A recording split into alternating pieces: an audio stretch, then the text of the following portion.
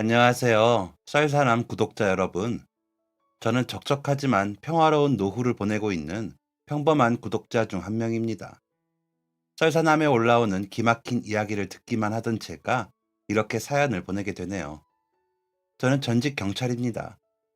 내 나이 정도면 은퇴 경찰이라는 말이 더 잘 어울리지만 저는 전직 경찰이라는 말을 씁니다. 이렇게 표현하게 된 배경은 뒤에 말씀드리도록 할게요. 저는 정의감이 넘치는 아이였습니다. 어린 시절부터 싸우는 친구들을 보면 나서서 중재했고 도움이 필요한 사람을 단 한 번도 지나친 적이 없었어요. 그래서 자연스럽게 경찰을 꿈꿨습니다. 아주 어렸을 때부터 제 꿈은 경찰에서 벗어난 적이 없었죠. 그렇게 경찰이 되었고 사랑하는 아내를 만나 연년생 아들, 딸의 아버지가 되었습니다. 경찰이 된 것은 참 감사한 일이었지만 그렇다고 경찰 일이 힘들지 않았던 것은 아니었어요. 초임 경찰 때는 경찰이 된 것을 후회하는 날도 있었고, 직접 목격한 현장 때문에 며칠간 우울감에 빠지기도 했습니다. 특히 누군가의 죽음을 목격하는 날이면 더욱 그랬습니다.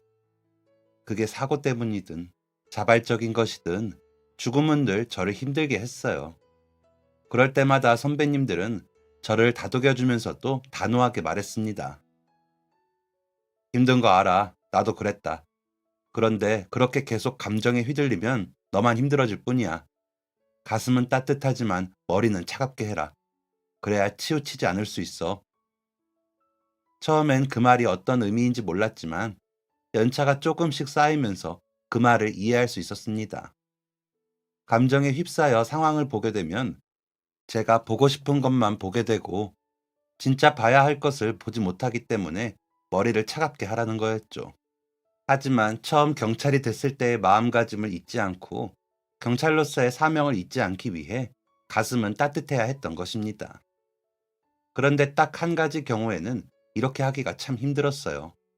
바로 아이들이 연관되어 있는 사건들이었죠. 아이들이 연관되어 있는 사건의 종류는 참 많습니다만 어떤 종류의 사건인지는 상관없이 사건에 아이들이 포함되어 있다면 심적인 타격이 컸어요. 제가 두 아이의 아빠가 된 이후에는 더욱 그랬습니다. 그날은 경찰로서도 한 인간으로서도 결코 잊지 못할 날이 되었습니다. 그때 들었던 소리, 그때 맡았던 냄새, 그때 만졌던 모든 것의 촉감이 아직도 생생하게 남아있죠. 급한 신고가 있었습니다. 다세대 주택이 모여있는 주택가에서 불이 났다는 신고였어요. 서둘러 현장으로 향했습니다. 소방대원들은 불을 껐고 저는 시민들을 안전한 곳으로 대피시켰죠. 불은 제 생각보다 더 큰 규모였습니다. 집의 재질과 다세대 주택이 다닥다닥 붙어있는 환경이 피해를 더 심각하게 만들었다고 하더군요. 하지만 크게 번졌던 불도 소방관들에 의해서 진압되고 있었습니다. 집안에 사람이 있다는 신고를 받은 소방대원들은 구조를 위해 건물 안으로 뛰어들어갔죠. 불이 거의 다 진압되었을 때 건물 안에서 두 명의 소방대원이 한 여성과 아이를 안고 나왔습니다.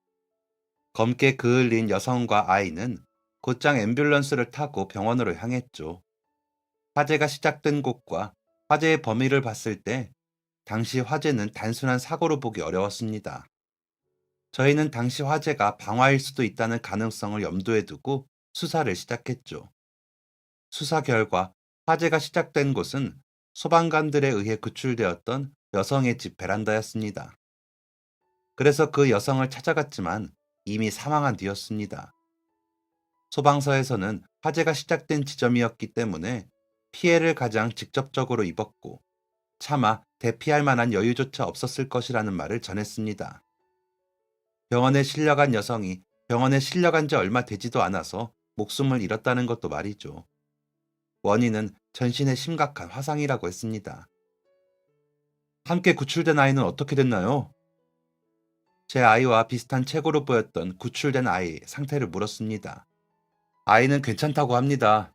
손등에 약한 화상을 입기는 했지만 크게 문제가 될 건 아니고 크면 옅어질 상처라고 하네요. 병원에 데리고 갔을 때 살아있는 게 기적이라는 말을 들었습니다. 아니, 엄마는 전신 화상을 입었는데 아이는 무사하다고요? 소방관은 잠시 침묵하며 말을 아꼈고 당시 구출하기 위해 현장에 진입했던 소방관을 불러주었습니다. 불려온 소방관은 당시의 상황을 설명해 주었어요.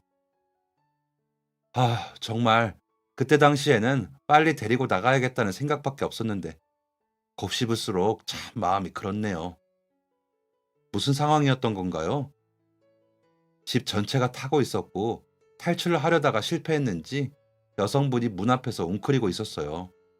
구출하기 위해서 몸을 들었는데 웅크린 품 안에서 아이가 나왔습니다. 갓 돌진한 아이였어요. 엄마가 아이를 품에 안고 웅크리고 있었던 거네요. 맞아요. 다 타버린 옷이 몸에 달라붙고 머리카락이 전부 탔는데도 그 자리 그대로 웅크리고 있더라고요. 아직도 그때 당시가 눈에 아른거립니다. 초인적인 힘을 발휘한 모성애에 대한 감탄은 나오지도 않았습니다. 그저 그 뜨거운 불길을 견뎌내야 했던 엄마의 마음이 어떠했을지가 먼저 떠올랐어요. 조사 결과 화재에 의한 사망자는 아이의 엄마 단 한 명뿐이었습니다.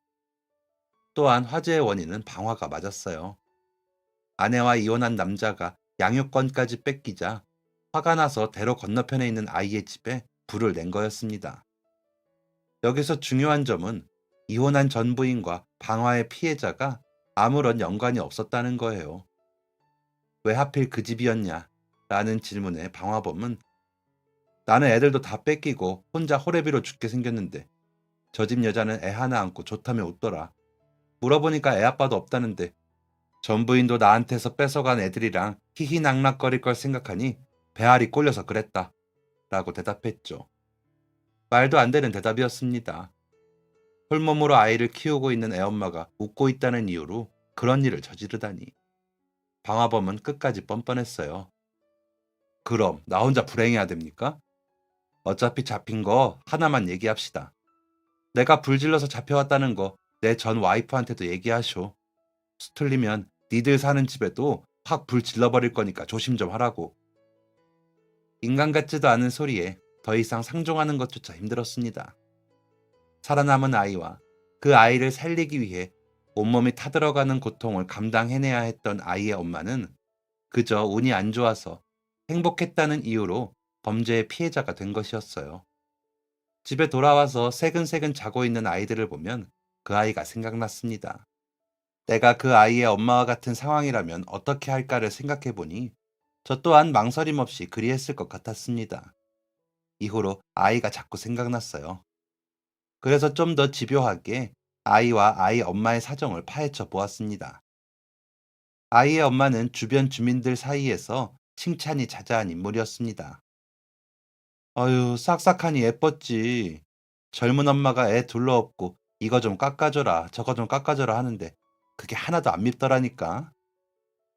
한창 꾸밀 거 좋아하는 나이인데 혼자서 애 키우려니 얼마나 힘들었겠어. 우리 사정 다 아니까 그렇지.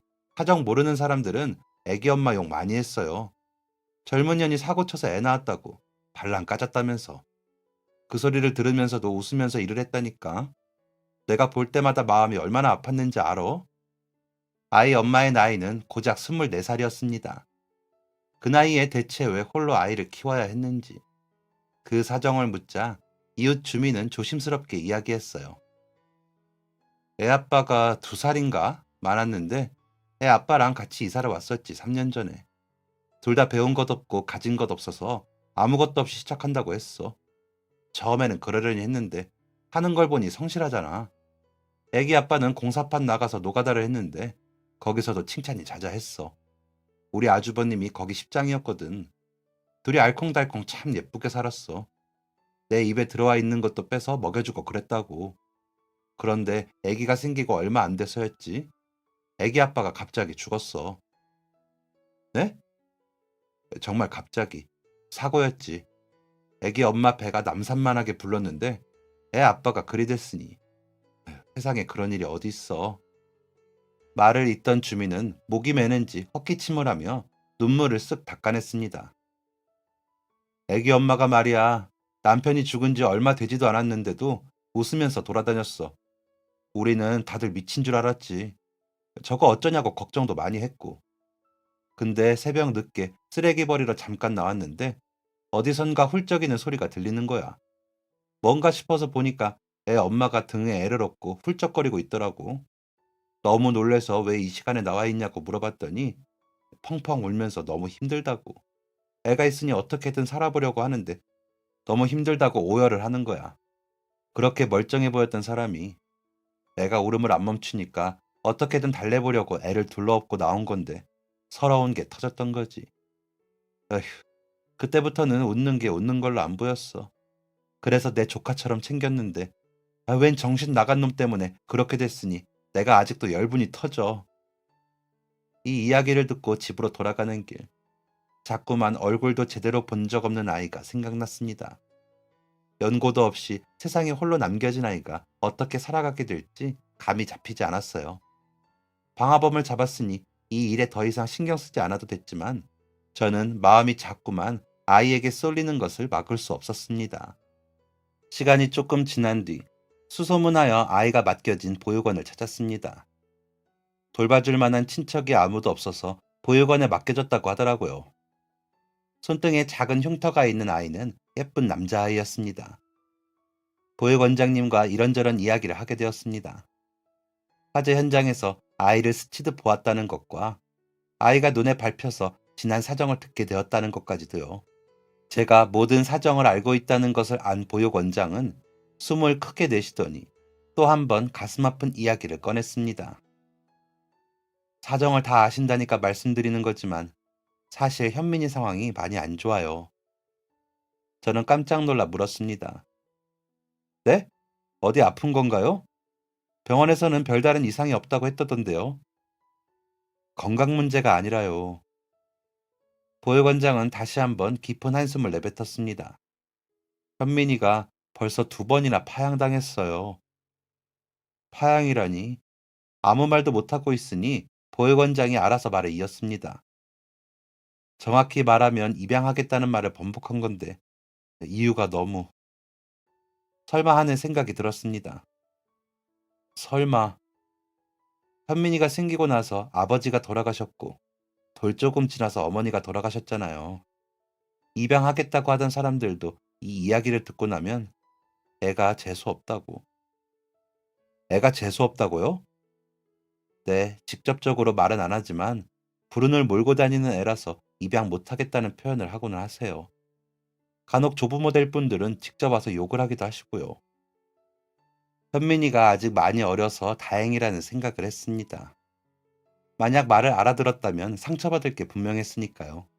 보육원 아이들과 선생님들이 모두 있는 곳에서 어딜 남의 귀한 아들 집에 재수 옴 붙은 걸 갖다 붙이려고 해? 지들이 데리고 있기 싫으니까 남한테 똥 치우겠다는 거야. 뭐야? 라는 말을 들으면 누구라도 상처받겠죠. 이후로 꾸준히 현민이를 찾아갔습니다. 현민이의 사정을 알고 있는 아내도 저와 함께 현민이를 찾아가곤 했습니다.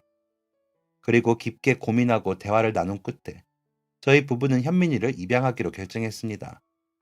저희 부부는 현민이를 아주 오랫동안 지켜봐왔고 현민이 부모의 이야기를 다 알고 있었기 때문에 입양 절차가 그렇게 까다롭진 않았습니다. 한 가지 우려되는 점이 있다면 각각 5살, 4살이 되는 두 아이가 현민이를 어떻게 생각할지였어요. 정말 다행히도 새 아이들은 잘 어울렸습니다. 아들과 딸은 현민이를 동생으로서 참 예뻐했죠. 현민이를 키우면서 별의별 일이 다 있었습니다. 애 2명도 키우는 게 힘든데 3명이었으니 정신없는 하루하루가 이어졌어요. 현민이가 입양되었기 때문에 생기는 불편과 문제는 단 한 번도 없었습니다. 현민이도 입양 사실을 알고 있었지만 그렇다고 태도가 바뀐다든지 혼란스러워하는 모습은 보여준 적이 없었어요. 사춘기 딱 그 직전까지만요. 사춘기가 시작된 현민이는 많이 혼란스러워했습니다. 세상이 부모에서 가족으로, 가족에서 친구들로 확장되었으니 생각의 변화가 생기는 건 당연한 순서였죠. 이미 두 아이의 사춘기를 겪어본 저희 부부는 현민이의 사춘기도 그렇게 지나갈 거라 믿었습니다. 그런데 현민이의 사춘기는 그런 것과 조금 달랐어요. 현민이가 늦게 들어오는 시간이 잦아지자 저는 현민이를 앉혀다가 대화를 시도했습니다. 제가 경찰이니 무섭고 엄하게 아이를 다그쳤겠다고 생각하실 수도 있지만 저는 단 한 번도 아이에게 큰 소리를 내본 적이 없어요. 부드러운 말투로 현민이에게 무슨 심경의 변화가 있는지 물었습니다. 첫째, 둘째에게 했던 방법 그대로였죠. 그런데 현민이는 대답이 없었습니다. 그저 입을 꾹 다물고 제 눈을 쳐다도 보지 않았어요. 그러고는 딱 한마디를 던졌습니다. 어차피 입양한 자식인데 신경 끄세요. 친자식 둘한테만 신경 써도 바쁘겠구먼. 심장이 덜컥 내려앉는 기분이 들었고 현민이가 자리를 박차고 나간 이후에 아내는 펑펑 울었습니다. 저는 곰곰이 생각해 보았어요. 내가 혹시 첫째, 둘째와 현민이에게 차이를 두었나? 그래서 현민이가 상처를 받은 걸까? 등의 생각이었죠. 그래서 현민이를 불러 다시 한번 대화를 시도했습니다. 하지만 현민이는 아무 말 없이 대화를 거절했어요. 다시 또 돌아서서 나가려는 현민이를 붙잡고 아내가 울면서 물었습니다.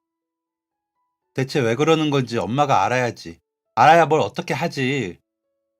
현민이는 짜증난다는 듯이 팔을 휘저으며 제 엄마에게 그동안 생각만 해오던 말을 쏟아냈습니다.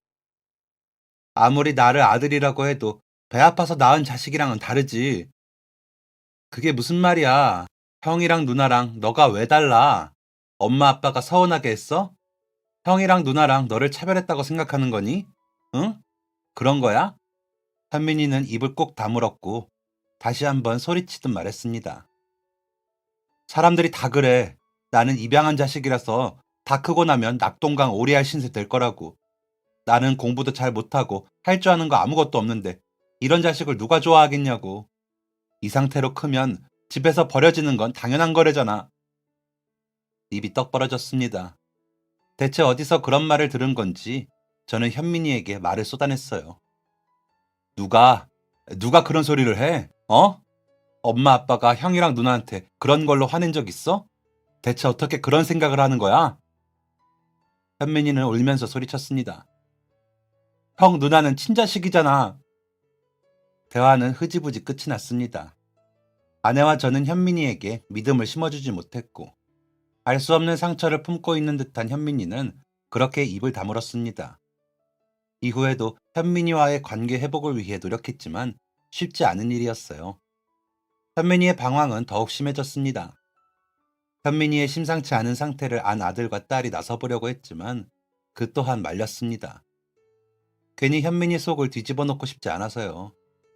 그래도 마음 한편에는 막내를 향한 믿음이 있었습니다. 입양 사실을 알고서도 잘 자라주었던 아이였으니 이번에도 그럴 것이라 생각했죠. 그런데 슬프게도 이건 제 큰 착각이었습니다. 그리고 설상가상으로 현민이가 자리를 잡지 못하던 그 시기에 제 인생에 엄청난 위기가 닥쳤습니다. 불행의 시작은 비행 청소년들이 아파트 놀이터에서 음주를 하고 있다는 신고를 받고 출동했을 때부터 시작되었어요. 멀찍이서 걸어가는데 보지 않아도 어디 있는지 알겠더라고요. 자정이 넘어 모두가 잠을 자고 있을 시간, 아파트 한가운데에서 시끄러운 소리가 들렸습니다. 손전등 같은 걸 껐다 켜는 건지 번쩍번쩍 하는 것도 있었죠. 가까이 다가가니 더 가관이었습니다. 옷을 입은 건지 만 건지 옷을 풀어헤치고 둘러앉아 술을 마시고 있는 비행 청소년들이 놀이터에 있었습니다. 경찰 제복을 입은 두 사람이 왔는데도 눈 하나 깜짝 안 하고 저희를 투명인간 취급하더라고요. 화가 난다기보다 어이가 없었습니다.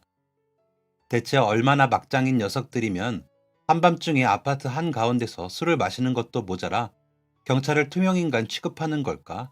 어이가 없었죠. 저와 동료 경찰은 매뉴얼대로 처리하려고 했습니다. 너네 이 자식들 여기서 뭐 하는 거야? 학생들이 아파트 한가운데서 술을 먹어? 아파트 주민들한테 신고 들어온다. 웬 청소년들이 모여서 술 마시고 소리 지른다고. 여전히 아이들은 저희를 투명인간 취급했습니다. 너네 대답 안 할 거냐? 라고 몇 번을 말하자 그중 우두머리로 보이는 아이가 술병을 휙 집어던졌습니다. 와장창 하는 소리와 함께 술병이 깨졌고 함께 있던 여자아이들은 갑작스러운 상황에 귀를 막고 비명을 질렀죠. 주변 남자아이들도 움찔한 건 마찬가지였습니다. 저는 아, 예산놈이 아니구나 라고 생각했습니다. 경찰의 직감이었어요. 다른 아이들이 일탈을 즐기는 청소년일 뿐이라면 이 아이는 전혀 다른 존재라는 직감이었죠. 돌발 상황에 대비하고 있을 때 술병을 집어던진 아이가 일어나며 말했습니다. 아, 옆에서 더럽게 쫑알대네. 신고가 들어갔으면 뭐, 아저씨가 경찰이면 뭐 어쩔 건데. 아, 참나. 이 나라 어른들은 말이야, 정이 없어요. 애들이 좀 놀겠다는데 그걸 신고해? 처음엔 말로 타이르를 했습니다. 미성년자가 이 시간에 술 먹는 건 엄연한 잘못이야. 너네한테 술을 파는 것도 불법인 걸 보면 알지 않냐. 지금 좀 취한 것 같으니까 경찰서 가서 마저 얘기하자. 그 녀석은 제 말을 들을 생각이 없었습니다. 나 술 안 취했는데? 이딴 싸구려 술 마시고 내가 취할 것 같아? 한숨이 나오더라고요. 저는 그 녀석의 말을 무시한 채 다른 아이들에게 말했습니다. 너네 얼른 일어나서 이 아저씨 따라가.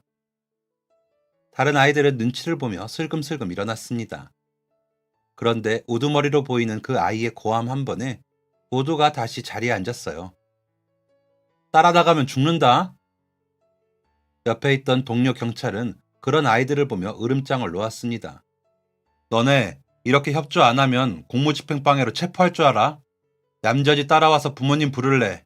아니면 체포돼서 부모님 부를래? 물론 청소년들에게 적용될 만한 얘기는 아니었지만 동료 경찰의 말은 의외로 효과가 있었습니다.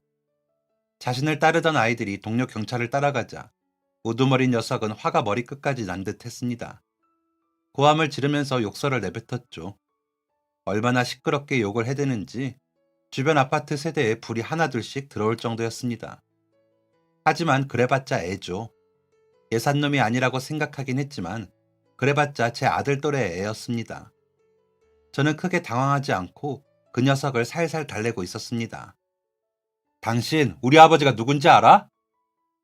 어른들 입에서 내가 누군지 알아를 수도 없이 들어봤기 때문에 우리 아버지가 누군지 아냐는 녀석의 말은 힘이 없었습니다. 너네 아버지가 누군지는 관심 없고 너도 얼른 따라와. 이렇게 고집 부려서 너한테 좋을 거 하나도 없어. 우리 아버지가 누군지 아냐고. 그걸 내가 어떻게 아냐. 그렇게 아버지 소개해주고 싶으면 얼른 경찰서로 가. 거기로 모셔오면 되잖아. 다들 아실 겁니다. 화가 나서 화를 냈는데 상대가 비슷한 수준으로 응해주지 않으면 더 화가 나는 것을요. 게다가 자기가 하고 있는 말이 억지스럽다는 것을 알면서도 인정하고 싶지 않을 때 더더욱 화를 낸다는 걸요. 아직 미성숙한 청소년 시기의 그 녀석은 그 분노가 더욱 크게 폭발했습니다. 말로 제 신경을 긁을 수 없고 제가 화내는 것을 볼 수 없게 되자 몸을 쓰려고 했어요. 저에게 달려들었지만 쉽게 제압되었죠. 제가 덩치가 있는 편이거든요. 보통 저 정도의 체격이면 몸으로 달려들 생각은 못하는데 어디서 이런 깡다구가 나올까 싶을 정도로 악을 쓰며 달려들었습니다. 너무 맥없이 2번 정도 제압되고 나니 녀석은 방법을 바꿨습니다. 깨진 술병을 들고 저에게 달려든 것이었죠. 이제 더 이상 봐줄 수 없겠다 싶어 손목을 꺾어 술병을 떨어뜨렸고 그대로 제 앞에 경찰서로 향했습니다. 무력 제압은 그 상황에서 불가피한 것이었고 그 외의 모든 과정도 매뉴얼대로 진행되었습니다. 아무 문제가 없다고 생각했고 문제가 없었습니다. 그런데 경찰서로 아이들의 부모가 온 순간부터 문제가 생겼습니다. 대부분의 부모들은 고개를 숙이며 사과했습니다. 죄송합니다. 제가 애를 잘못 키워서 그래요. 바쁘다고 집에 제대로 들어가지도 않았어. 너 뭐 해? 얼른 죄송하다고 해야지. 저한테 죄송하실 건 없고요. 어머님, 가서 잘 지도해 주시면 되겠습니다. 너 다시는 여기 올 생각 하지 마. 알겠어? 보통 이런 상황이 대부분이었죠. 그런데 몇몇 부모들은 애들이 크다 보면 술도 한잔하고 그럴 수 있는 거지. 라는 반응이었습니다. 듣자 하니 애들한테 공무집행 방해니 뭐니 하면서 협박했다면서요. 그게 자라나는 애들한테 할 소리입니까, 경찰이? 그리고 사내 자식들이 술 한잔 한 것 가지고 경찰서로 잡아와요? 그쪽 양반들은 10대 때 술 한잔도 안 해봤습니까? 뭐라고 하려면 우리 애가 아니라 딸 간수 제대로 못한 저 집한테 얘기해야지. 이 새벽에 계집애가 말이야. 야, 뭐라고? 너 우리 딸한테 계집애라고 했어? 어디 한번 다시 말해봐. 야! 이렇게 부모 싸움으로 번지기도 했습니다. 그런데 여기까지는 약과였습니다. 진짜는 저에게 달려들었던 그 아이의 부모가 오고 나서부터였어요. 저를 폭행하려고 했던 걸로도 모자라 흉기로 위협까지 했기 때문에 제압 과정에서 약간의 몸싸움이 있었습니다. 제 몸에도 약간의 상처가 났고 그녀의 손목에도 작은 멍이 하나 생겼죠. 경찰서로 들어온 그 녀석의 아버지는 위풍당당해 보였습니다. 말끔하게 차려입은 모습이 고위급 공무원이나 큰 회사의 사장 정도로 보였어요. 그 녀석의 아버지는 들어와서 제 아들은 보지도 않은 채 저희에게로 왔습니다. 뭐 보상 같은 거 해야 합니까? 앞뒤도 묻지 않고 보상 얘기라니. 무슨 이야기를 하는 건지 모르겠더라고요. 보상이라고 하면 뭘 말씀하시는 건가요? 누구를 때렸다거나 물건을 부쉈다거나 그런 거 아닙니까? 그랬으면 보상하고 깔끔하게 끝내야지요. 들으니 알겠더라고요. 지금까지 그 녀석과 아버지가 어떻게 일을 처리해 왔는지를요. 보상이라 할 건 없습니다. 아파트 한가운데에서 술을 마시고 소리를 지르고 제 말은 더 이어질 수 없었습니다.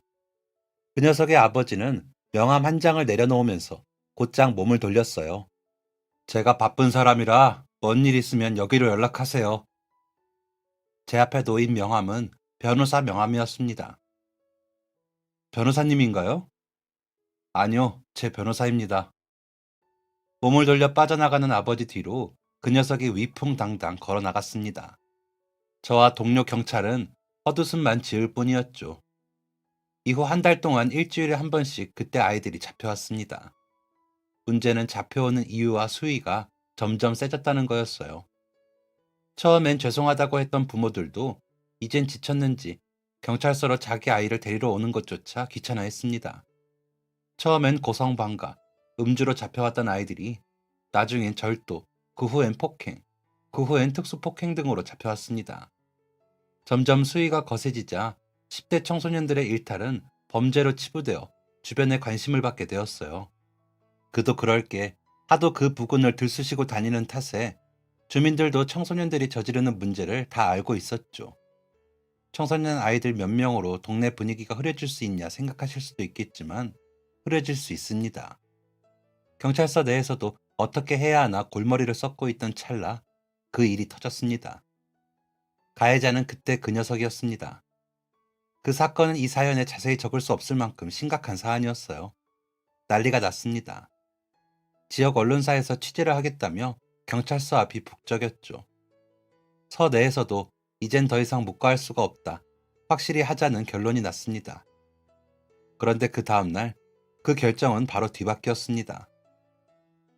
그거 있잖아, 고등학생 걔. 걔 왜? 피해자랑 합의했다고 정리하래. 어이가 없었어요. 갑자기 하루 만에 합의를 했다니. 그게 뭔 소리야? 하루 만에 합의를 했다고? 그냥 접으라고? 그래, 우리가 더 뭘 할 수 있겠어. 그냥 하라면 하는 거지. 어쨌든 너도 이거에 신경 쓰지 말고 다른 일 해.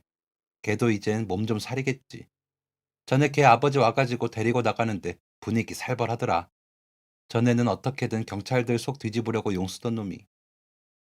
일개 경찰이 뭘 할 수 있겠나요? 합의한 사안이고 위에서 접으라고 하니 의문이 있으면서도 사건을 정리해야 했습니다.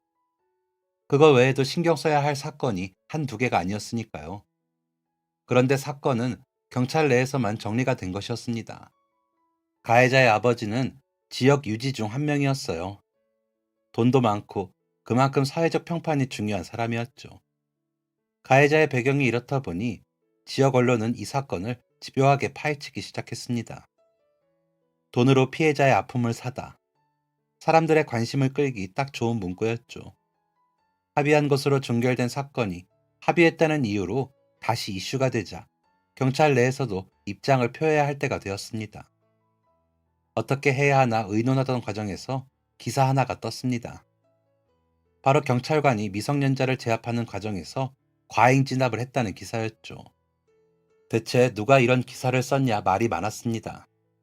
저희 경찰서에서는 과잉 진압으로 논란이 될 만한 행동을 한 적이 없었거든요. 무엇보다 미성년자를 대할 때는 더욱 조심스러웠기 때문에 미성년자를 대상으로 한 과잉 진압은 말이 안 되는 기사였습니다. 그런데 이 기사가 나온 바로 다음 날 미성년자를 과잉 진압했다는 사람이 밝혀졌습니다. 네, 바로 저였어요. 아니, 그게 무슨 말입니까? 제가 과잉 진압이라뇨. 아파트에서 애 한 명 데려올 때 그때 과잉 진압했다는 얘기가 나왔어. 그건 어떻게 된 상황인지 설명드렸지 않습니까? 경찰을 폭행하려고 하고 흉기로 위협까지 하는데 그걸 그냥 넘어갔어야 한다는 말씀이세요? 제 편을 들어주는 사람은 아무도 없었습니다. 그래, 철영아, 너가 말 좀 해봐. 너가 나랑 같이 출동했었잖아. 너도 내가 과잉 진압을 했다고 생각하냐? 어? 가장 충격이었던 건 저와 출동해서 그 상황을 함께 겪었던 철영이가 제 눈을 외면했다는 것이었습니다. 경찰이 청소년의 작은 일탈에 과하게 간섭했고 그 과정에서 과잉 진압을 했다는 기사는 지역 유지의 아들이 큰 범죄를 저질렀다를 덮어버렸습니다. 경찰이 출동을 받고 나가서 술을 마시고 있는 청소년들의 술자리를 파하고 부모에게 인계한 것이 경찰의 과한 간섭으로 뒤바뀌었고 저를 폭행하려 하고 흉기로 위협한 행위는 사춘기 청소년의 소심한 반항으로 포장되었습니다. 상황은 계속해서 저에게 안 좋은 방향으로 흘러갔습니다.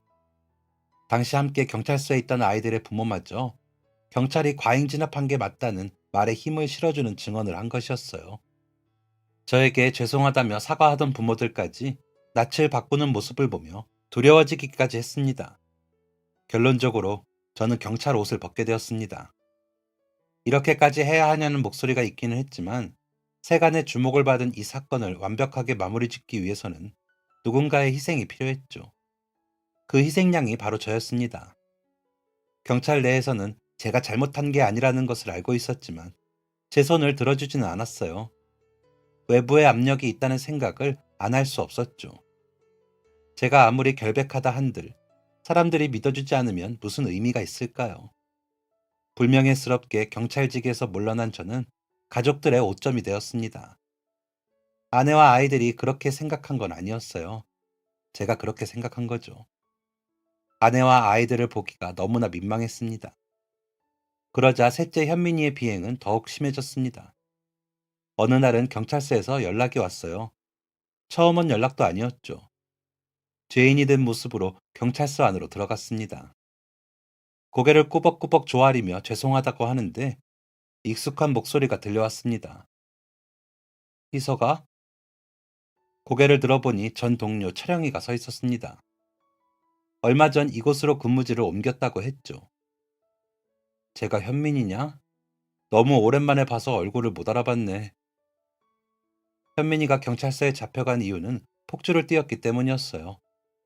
도로에서 위험하게 운전하는 오토바이가 있다는 신고를 받고 출동한 경찰에게 붙잡힌 거였죠. 저는 전 동료이자 친구였던 철영이에게 고개를 숙이며 연신 미안하다는 말을 전했습니다. 전에 만났던 비행 청소년의 부모처럼 말이죠. 현민이를 데리고 집으로 돌아가는 길, 현민이에게 오랜만에 쓴소리를 했습니다. 앞으로는 오토바이 같은 거 탈 생각 꿈에도 하지 마. 공부하라는 말은 안 할 테니까 이런 위험천만한 짓은 하지 마라. 알겠어? 현민이는 이 말조차 듣기 싫었는지 버럭 성질을 내며 말했습니다. 내가 나가 죽든 말든 아빠가 뭔 상관인데 신경 꺼. 나가 죽든 말든 무슨 상관이냐니. 그동안 참아왔던 모든 것들이 끊기는 느낌이었습니다. 처음으로 현민이에게 크게 화를 냈어요. 혹시나 마음의 상처를 입을까봐, 다른 아이들과 차별하는 것처럼 느낄까봐 큰 소리 한 번 안 냈는데 그동안의 인내가 끊어져 버린 거였죠. 그리고 저를 이렇게까지 화나게 한 데는 중요한 이유가 있었습니다. 너가 어떻게 그런 말을 해? 현민이는 윽박지르는 제 모습에 적잖이 놀란 듯 했습니다. 그렇지만 고집을 꺾지는 않았어요. 맞잖아. 네 친어머니가 널 어떻게 살렸는데 그런 말을 하냐고. 네 목숨이 그렇게 가벼운 건 줄 알아? 너가 어떻게 살아남은 앤데 목숨 가지고 그런 말을 해? 친어머니가 어떻게 돌아가셨는지를 모르는 현민이는 눈을 껌뻑이며 아무 말 하지 못했습니다. 저와 아내는 두 아이를 포함해 현민이에게 단 한 번도 당시 사고에 대해 말하지 않았습니다. 그 이유는 어린 현민이가 크게 충격을 받을까 봐였어요.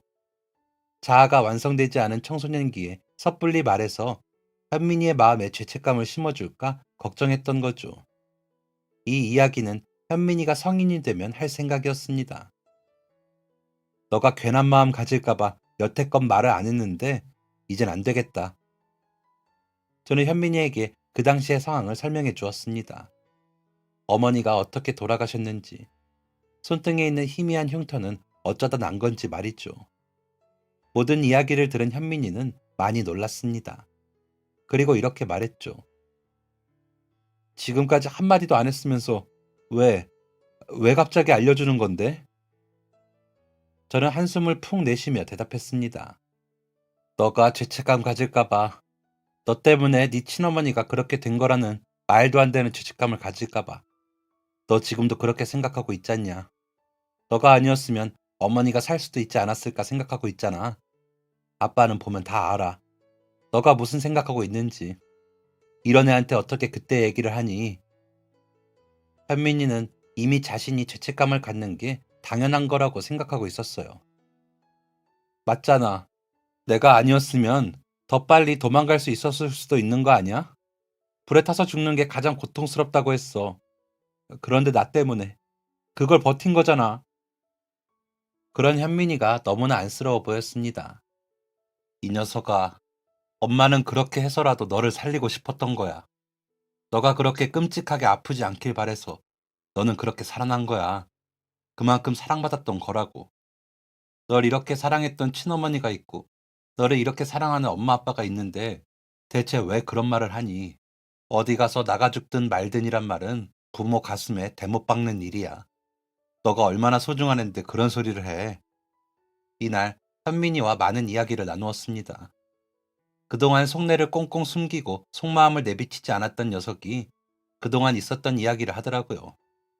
학교에서 만나는 친구들이나 선생님들이 현민이가 입양되었다는 사실만으로 색안경을 끼고 보거나 무시하기도 했다고 합니다. 그 말에 영향을 받은 현민이는 주변 사람들의 말이 사실일까봐, 저희에게 미움받을까봐 아무 말하지 못했던 거고요. 그 답답함과 서러움이 반항 심리로 작용했던 것이었습니다. 그날 이후 현민이는 오랜 방황을 정리하고 예전의 모습으로 돌아왔습니다. 모든 가족이 안도의 한숨을 내쉬었죠. 첫째와 둘째가 대학에 가고 나서부터 제 삶에도 변화가 있었습니다. 경찰 옷을 벗어야 했을 때 저를 외면했던 동료들과의 관계가 많이 회복된 것이었죠. 동료들은 제게 마음의 짐이 있다며 두 아이의 등록금을 포함해 기숙사비까지 지원해 주었습니다. 월급 받아먹고 사는 경찰에게 무슨 돈이 있냐며 거절했지만 동료들은 이렇게라도 사죄하고 싶다며 두 아이에 대한 지원을 약속했습니다. 그렇다고 제가 동료들의 도움을 받아야 할 정도로 형편이 어려웠던 건 아니었어요. 경찰을 그만두고 시작한 식당 장사가 잘 되었거든요. 정의를 실현하겠다는 욕심은 변하지 않았어서 그렇게 번 돈으로 여러 가지 자선 사업을 하기도 했습니다. 특히 미혼모나 고아들에게 관심을 많이 가졌어요. 그렇게 과거의 아픔이 조금씩 행복한 기억들로 덮어지고 있었습니다. 그렇게 꽤 긴 시간이 흐른 뒤 현민이가 서류 한 뭉치를 가지고 왔습니다. 가게를 다른 사람에게 처분하고 천천히 노후를 즐기려 한 저는 당황했습니다. 별의별 생각이 다 들었어요. 현민이가 이렇게 진지한 표정으로 서류 같은 걸 가져와 본 적이 없는데 갑자기 돈이 필요한가? 사업이라도 하려는 건가? 이런 생각이었죠. 뭐냐 이게? 한번 열어보세요. 현민이가 비장한 표정으로 내민 서류 봉투를 열어본 순간 저는 왈칵 쏟아지는 눈물을 참을 수 없었습니다. 이게, 이게 뭐냐? 그 안에 담겨 있던 것은 제가 억울한 누명을 쓰고 경찰 옷을 벗게 되었을 때의 상황이 자세히 담겨 있었습니다. 이걸, 이걸 어떻게 찾은 거야? 거의 20년이 다 되어가는 사건을 너가 어떻게 찾았어? 현민이는 손수건을 건네주며 어떻게 이 모든 증거를 모을 수 있었는지 말해주었습니다. 아빠랑 같이 일했던 동료분들을 쫓아다니면서 부탁했어. 그 사람들한테 이 증거가 있었다고? 없애버렸을 텐데. 거의 20년이나 지났잖니. 그걸 왜 가지고 있었지? 그 뒤에 이어진 현민이의 말은 오랫동안 응어리져 있었던 제 마음을 조금이나마 풀어주었습니다. 양심의 가책을 느끼셨대. 아빠가 억울하게 쫓겨나는 걸 보면서도 어쩔 수 없이 외면해야 했던 자기가 부끄러웠다고 하시더라고. 지켜야 할 가족이 있어서 지금 당장은 힘이 못 되지만 언젠간 도움이 될 수 있길 바란다는 생각으로 증거를 모아두셨다고 하셨어. 이렇게 많이? 한 사람만이 아니지. 많은 분들이 가지고 있었어. 그리고 촬영 아저씨가 제일 많이 도와주셨어. 그때 적어두신 걸 그대로 가지고 계시더라고. 이게 제일 도움이 많이 됐어. 참 감사한 일이었습니다. 물론 그 당시 외면하는 동료들을 보며 충격도 많이 받고 배신감도 들었지만 이내 이해했거든요. 저들도 지켜야 하는 가정이 있고 처자식이 있으니 어쩔 수 없는 선택이었을 것이다. 라면서요. 결과적으로 저도 아이들도 모두 잘 됐으니 다행이라는 생각도 있었고요. 이미 지나간 일을 들쑤셔서 뭘 할까요? 그때 저에게 누명을 씌웠던 사람들이 벌을 받는 모습도 제게 달갑진 않았습니다. 그래서 말했어요. 아빠를 이렇게 생각해줘서 고맙다, 현민아. 그런데 아빠는 이 일을 굳이 꺼내지 않았으면 좋겠어. 잘못한 사람은 잘못한 것에 대해 언젠간 대가를 치를 거고, 아빠 동료들이 이렇게 생각해주고 있었다는 것만으로도 아빠는 만족해. 너무 고맙다. 현민이는 알겠다는 듯 고개를 끄덕이고 갔지만 현민이는 여전히 한 고집하는 녀석이었습니다. 현민이는 제가 묻고 가기로 했던 그 이야기를 언론에 냈습니다. 그게 가능했던 이유는 현민이가 기자가 되었기 때문이었죠. 저는 깜짝 놀라 현민이에게 연락했습니다. 야, 현민아, 이게 뭐니? 아빠가 괜찮다고 했잖아. 그거 진심이었어. 이걸 기사로 내서 너한테 좋을 게 없을 텐데. 현민이는 단호하게 대답했습니다. 아빠한테 누명 씌운 놈, 아빠한테 술병 휘두른 놈이었잖아. 걔 아빠는 그놈이 활개치고 다닐 수 있게 판 깔아준 거고. 지 자식 앞길 열어주겠다고 아빠를 방패방에 삼았는데 그걸 어떻게 그냥 넘어가. 아빠가 용서하고 싶다면 그렇게 해. 그런데 나는 그렇게 못해. 아들은 죄를 지은 사람은 마땅히 그 죄값을 치러야 한다고 했습니다. 그리고 그 죄가 세상에 알려져야 한다고도 생각했죠. 그래서 기자가 된 것이라고 했습니다. 그렇다고 그 사람들을 처벌할 수 있는 것도 아닌데 아빠는 괜히 너가 피해를 보거나 상처받을까 봐 그러는 거야. 아빠한테 나쁘게 행동한 놈들한테 벌 주는 것보다 너가 더 중요해. 알지, 아빠. 그런데 이건 내 일이야. 그리고 법으로 처벌하는 것보다 더한 형벌이 있다는 걸 알게 해줄 거야. 그놈들한테. 나이 많은 저로서는 아들이 하는 말이 무슨 의미인지 알아듣기가 어려웠습니다. 뭘 어떻게 하려고 하는 건지 감이 잡히지 않았어요. 그 사람들을 법적으로 처벌할 수는 없었지만 그 사람들이 저지른 죄를 더 많은 사람들이 더 자세하게 알 수 있게 하는 건 현민이었기 때문에 가능한 일이었습니다. 당시 가해자의 아버지는 사업체를 운영하고 있었는데 회사가 커지자 전문 경영인에게 회사 운영을 맡긴 상황이었어요. 과거의 일이 재점화되자 가해자의 아버지의 회사가 주목을 받게 되었고 회사 이미지에 직접적인 타격이 가게 되었습니다. 윤리 경영을 앞세우던 회사였으니 더욱 타격이 컸죠. 결국 가해자의 아버지는 회사의 압력을 받게 되었고 일임하고 있던 모든 권한을 내려놓고 회사에서 쫓기듯 나왔다고 합니다. 아들은 이렇게 말했어요. 애초에 은퇴해야 하는 나이였는데 본인이 자리 지키고 서 있는 거였어. 자리랄 것도 없었지. 대우해준다고 자리 하나 만들어서 사장님 소리나 듣게 해준 거였으니까. 이제 회사에서 의견 하나 못 내는 인간 때문에 회사 이미지에 타격이 생겼는데 가만히 있을 수 있겠어? 돈은 많이 받았겠지만 사는 게 아닐 거야, 그 인간. 돈보다 명예욕이 더 많은 사람이더라고. 가해자의 아버지는 평생 동안 쌓아왔던 본인의 이미지와 명예를 잃었습니다. 그리고 가해자는 자신의 유일한 믿을 구석이었던 아버지에게 버림받았습니다. 명예를 다 잃었는데 그 원인이 본인 아들한테 있잖아. 용서가 안 되지. 이딴 걸 아들이라고 낳아서 내가 이 모양이 됐으니 화풀이를 하고 싶은 거야, 아들한테. 아니, 아무리 그래도 아들이잖냐. 그리고 애를 그렇게 키운 데는 본인 책임도 있는걸. 아빠, 모든 부모가 아빠 같지는 않아. 그 사람한테 아들은 그냥 도구야, 도구. 밖에서 좋은 아버지인 척을 얼마나 하고 다녔는지 가증스럽기 짝이 없더라고. 아들이 사고 치고 다닌 거 수습해줬던 것도 아들 때문에 본인 이미지에 문제 생길까봐 그랬던 거야. 동남아에서 사업한다면서 아버지 돈 탕진하는 중이었는데 회사에서 쫓겨나면서 지원이 싹 끊겼나 봐. 지 아버지 상황이 어떤지도 모르고 이 동네 저 동네에서 돈 꾸다가 상황 파악되고 나서야 아버지한테 찾아갔는데 돈을 줄 리가 없지. 그 자식 때문에 본인이 이렇게 됐는데. 아니, 애 엄마는 없대?